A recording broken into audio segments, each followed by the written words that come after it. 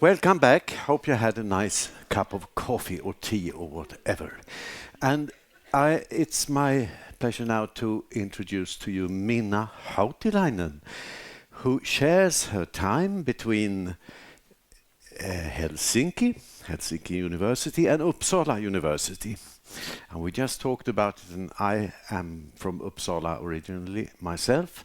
And Minna said, well, Uppsala, it's like living in a child novel, a children's novel. Minna is going to talk about what electromagnetic brain responses reveal of fetal and neonatal auditory exposure and learning. And Minna is a part of a research group in Helsinki called Brain and Music. So Minna has studied how music can relate and affect emotional modes in human beings. So Minna knows very much about music, and she can probably give you more scientific arguments than anybody else that music is good for you, and it is throughout life, both childhood and grown-ups. Minna, please.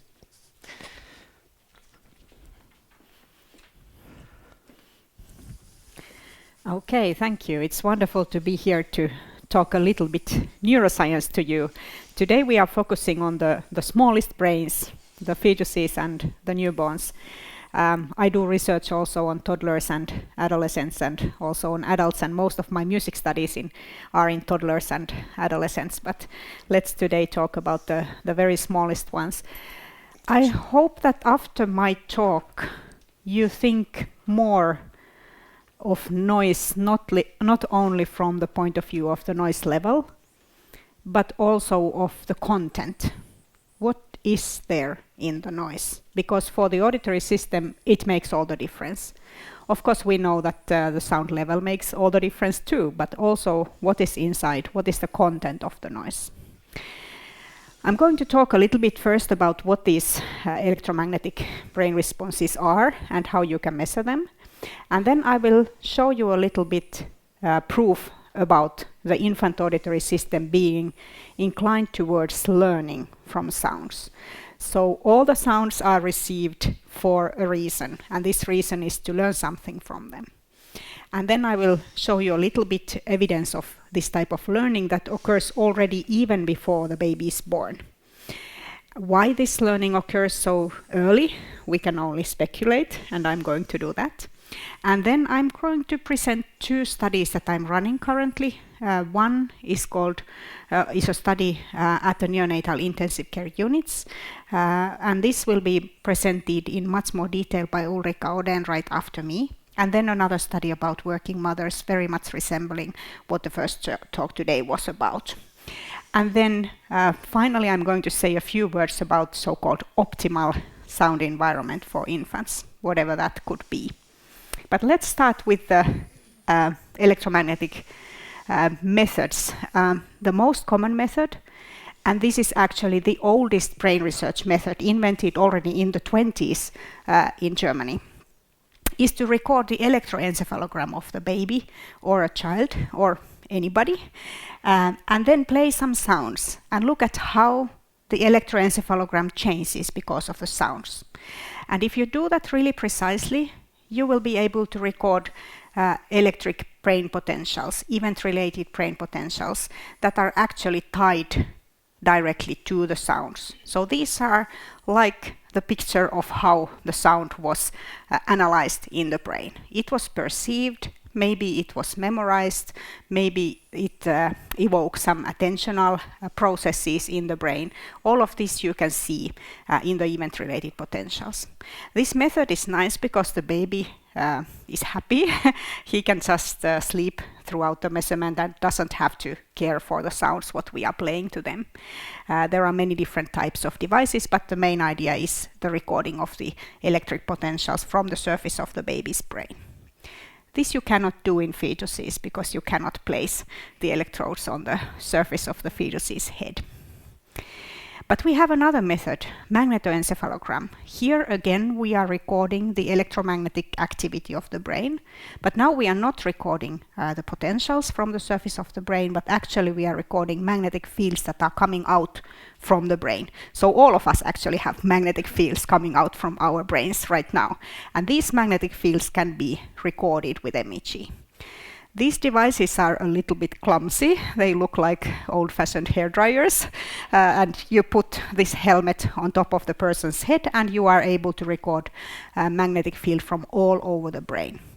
Well, this is not the case in babies, because when you put the baby's head in the MEG device, the helmet is too big. So you can only record from one auditory cortex at a time. The baby is lying on his side and you can record the auditory cortex that is downwards here. But anyway, even that is very exciting. Another exciting thing is that we can also record the magnetic fields coming from the fetus's brain. So when the fetus's brain is active, the magnetic field that is coming out from his head is also penetrating out from the mother's body. And if we take the device very close to the fetus's head, we can actually record that magnetic field. And we can see very similar brain responses from the fetuses. As you can see, the fetal head is very, very close to the sensors in the last trimester of the pregnancy. So we can make very similar recordings from the fetus, what we are doing from the newborns in the MEG. This is the device that we have in Helsinki. It is a flat bottom instrument with 99 channels. If you want to ride the Rolls-Royce of fetal MEG, you have to go to Little Rock, Arkansas, where they have this motorbike-looking device, which is specifically dedicated to fetal MEG and MKG studies, where they have the channels all over the mother's abdomen. So this is much more precise than the device that we have in Helsinki, but even with this device we can record brain responses when the fetus is hearing some sounds. Okay, what we are recording. These are data from 1990 from some of the very earliest studies recorded with ERPs in babies, showing that the auditory system is actually actively learning from the auditory environment. So these are brain responses recorded to some changes in the auditory environment. You are repeating a certain sound and the auditory system makes a model of that sound. This happens automatically. And then you can test if the model was actually done by presenting another kind of sound. If this other type of sound will elicit different types of responses, then you know that the model actually was created. The fetal or the neonatal auditory system was able to create a model of the repetition, and the model also was accurate enough to spot the difference between these two sounds. So these are the first recordings of this kind of response, which we call mismatch negativity, in newborn babies with EEG, and also the first paper from the same paradigm recorded with MEG. This came out in 2005. Okay, this was a very simple model, just repeating one sound. But we can test the neonatal auditory system with much more complicated sounds. For example, in this study, we wanted to know if the neonatal auditory system, making a model of a set of sounds, is disturbed by sounds that are completely different. Because we know that our adult auditory system is not disturbed. For example, you have some humming coming from the projectors or something like this, and it doesn't disturb your listening to my voice because they come from different directions, they are completely different types of sounds. So your brain can automatically segregate them into two different streams, and you can choose which one you are listening to. I hope you choose to listen to me and not the humming. Anyway, this is very automatic. And frequency separation is one good feature to separate sounds into different sound streams, and this is what we did here. These are the sounds where you are supposed to make a model of. and these are the sounds that are supposed to be segregated to a very different stream. So these sounds are low frequency sounds, and the ones that you're supposed to model are high frequency sounds. And what happens is that both the adult auditory system but also the newborn auditory system automatically segregates these sound streams. So this method of processing the auditory information is there already in the healthy newborn infants. By the way, if you get rid of the segregation so that you just play all the sounds around the same frequency areas, you can see that the response disappears both from adults and also from the babies. So this is a very important skill for the auditory system, to be able to segregate sound streams, sounds coming from different directions or different frequency levels, into separate streams. If the baby didn't have this, for example, the speech perception system would be mixing together with the humming of the refrigerator or something like that, and it would be very difficult to learn anything from that kind of a mess. So this is a very important skill that has been revealed by the neuroscience studies. It's very difficult to show this kind of a skill in behavior, but you can see it in the brain responses. Also, we have been looking at learning from co-occurrences. This means that you have an auditory event which is always followed by another auditory event. For example, if you have a door at home which makes a little kind of a squeak when you close it, and then the clock says in the end. So every time you hear the squeak, you can already expect that, okay, it's going to be this sound soon, because they always go together. This is very, very automatic in the adult brain. We always have this detection of co-occurrences, and we learn to bind sounds together, even if there is a silent pause between the sounds. But if they always occur together, we kind of make a complete model of those. This is also a way to learn language. If you think about words, they have syllables that always occur together. When you speak to the baby, you might quite often say mum, ma. You know, these two syllables come after each other, and this could be made into a complete package in the auditory system of the baby. We tested the capability of this system in newborn infants. We created a language that doesn't exist, but this language, this pseudo-language, has 10 words, and all of those words consist of 3 syllables. When the first syllable of a word comes, if you know the language, you are actually going to know what is going to be the next syllable and also the next one after that. Because this is a language that only has these 10 words, so there's always going to be the same order of syllables. But after the last syllable of the word, well, you have no idea what's going to come next, because it can be any one of the words of the language. But again, after you have heard the first syllable, if you know the language, you are going to know the next ones too. So the second and the third syllable are predictable. The first syllable is not predictable. In normal language, of course, we have a lot of other cues, not only the co-occurrences. We have the prosodic cues, we have the stress on the first syllable, at least in Finnish language, and so on. So you have a lot of ways to learn the words. But in this experiment, the only cue to learn the words was actually the co-occurrence of the syllables. Can you guess how long it takes for the neonate to learn a language like this, just by listening to the co-occurrence of the syllables? There is no other cues. Can anybody guess? Just make a wild guess. I can tell you that our guess was that it might take something like 2 hours. So we played the sounds for 2 hours. And then when we went back to the data and tried to find out when the learning had occurred, we found out that it had occurred around something like 2 or 3 minutes. So they were actually very, very fast in learning the co-occurrences. They learned a new language in 2 or 3 minutes just by listening to these syllables. So this shows how fast and efficient the newborn auditory system is for learning from co-occurrences of sounds. Also, when we look at, we are all the time trying to go towards more natural sounds in the neuroscientific experiments.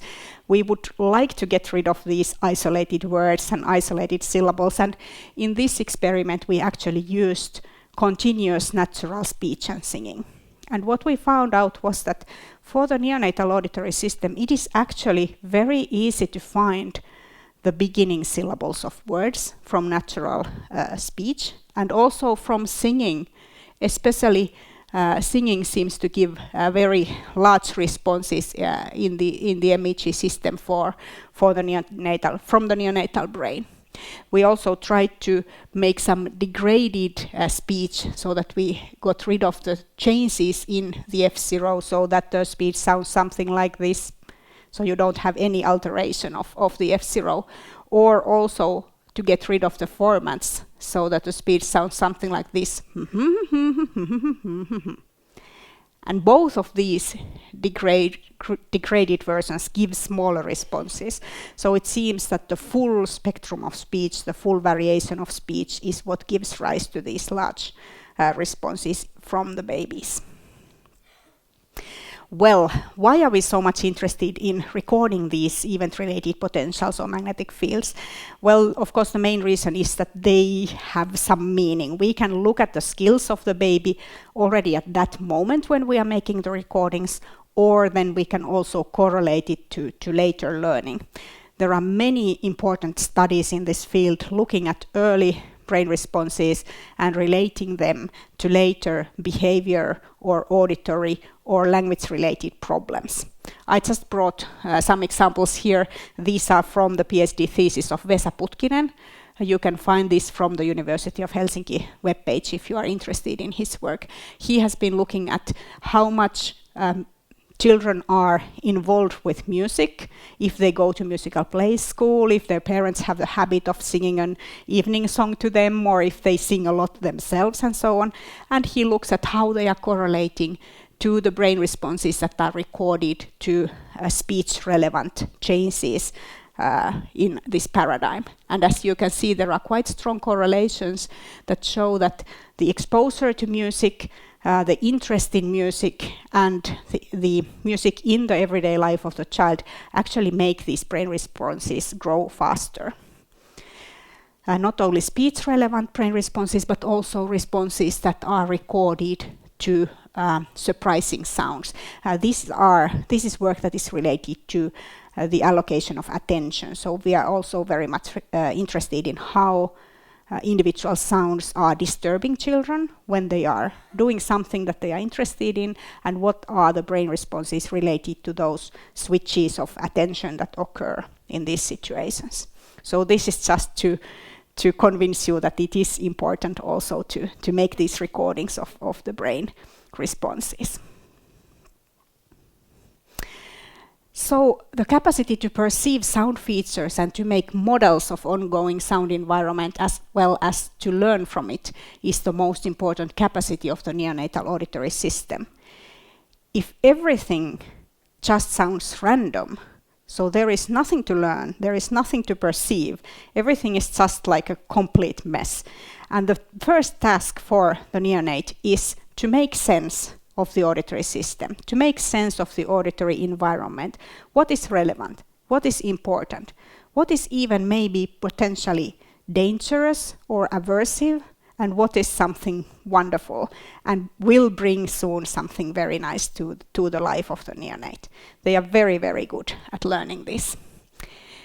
Okay, but this was now about the neonates, but then I also want to show something about our fetal studies. These are work by Eino Partanen from his PhD thesis, and you can also find this from the University of Helsinki webpage. And what we did in these two studies were that we were exposing pregnant women to speech and music so that we can actually control what the fetuses have heard. So every day, starting from pregnancy week 29, these mothers were listening to a tape that contained some 3-syllable pseudo words. You may guess already now that I like these pseudo words very much. And then also a piece of music. Many of the mothers told us that it was a very nice moment to listen to this tape because, you know, they took a cup of tea and they sat in the armchair and they had their other children around them and they were listening to this funny tape and also listening to the music on the tape. After the babies were born, we told the mothers, don't play the tape. Just quickly bring the baby for us for the neuroscience experiment. And that's what many of them did. Finnish mothers are great at this.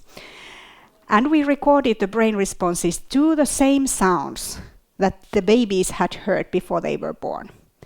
And also we made small alterations to the sounds because we wanted to know if they are more capable of making a model of the sound environment, if the sound environment has already been learned during the fetal period. And this actually was true. So it was true for the pseudo words and it was also true for the melodies. So for example here we are showing brain responses for very small changes in the melody that they had heard during the fetal period. So these changes are as small as one semitone. So that's something like 4% in frequency. And still they were able to notice these changes. If you hadn't heard the melody before, there would be no way for you to know that it's not the same as before. And the same holds true also for speech-related features, especially for the changes of pitch in the syllables that we were introducing in the experiment. So these studies show that during the fetal period already, the auditory system is trying to make models, is trying to learn from the auditory environment, from what is heard often, almost every day, many times a day maybe. So these are the things that there is capacity to learn. What is important for the auditory system to learn, if you think about it from that point of view? Of course, variations in pitch and intensity, sometimes also in some languages in duration, are very important, and these are of course markers of prosody, so they are helpful for the auditory system later to make sense of speech. Stressed and non-stressed syllables, this is a very common thing. It gives a rhythmic variation to the speech and it's very much related to the native language of the mother. And then word and syllable stress, and then of course phonemes, which are formed with specific acoustic features. If we think about music, music will be actually quite helpful for this type of learning. First of all, it's very interesting, so it is attracting the attention towards the sounds. There is a lot of repetition, especially in children's songs. There are many prosodic similarities with music and speech. But there are also some things in music that make it easier to perceive than speech. So you could actually say that singing to a child, it's like making speech easier to understand. The phoneme map is one construction in the brain that we are studying quite heavily. This means that the auditory system has to have a model of those phonemes that exist in the native language. There are ways to test whether this phoneme map has already been constructed. It should be constructed somewhere between 6 and 12 months during the infancy. These are data from adults showing that the brain responses are large for those stimuli on the phoneme map which coincide with the native language phonemes, and they are small for those which don't, so which are in between the native language phonemes. And this is the way to test the phoneme map. What we have found is that this phoneme map construction in prematurely born infants is actually not as fast as it should be.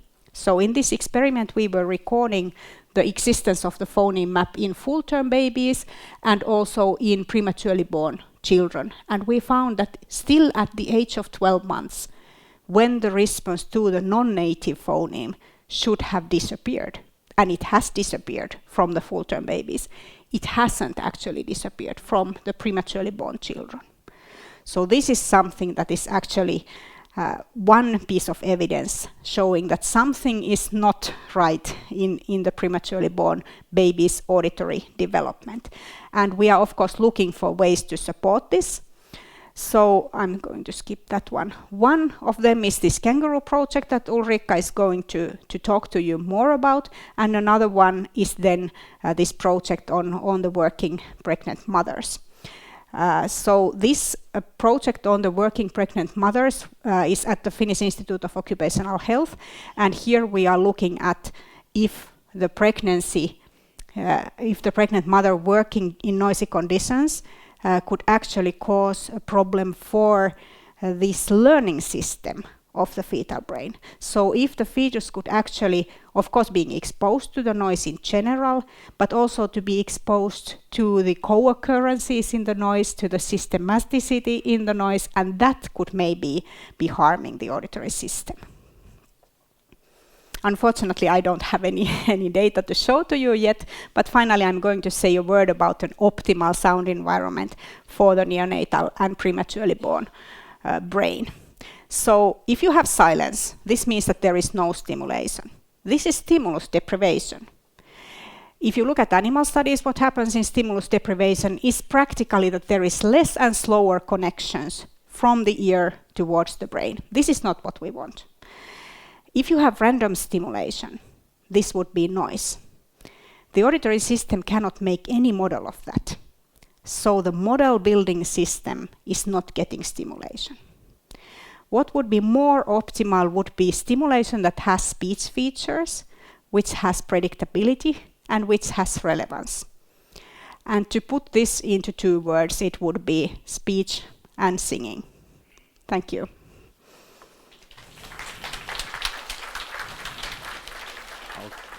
Thank you so much, Minna.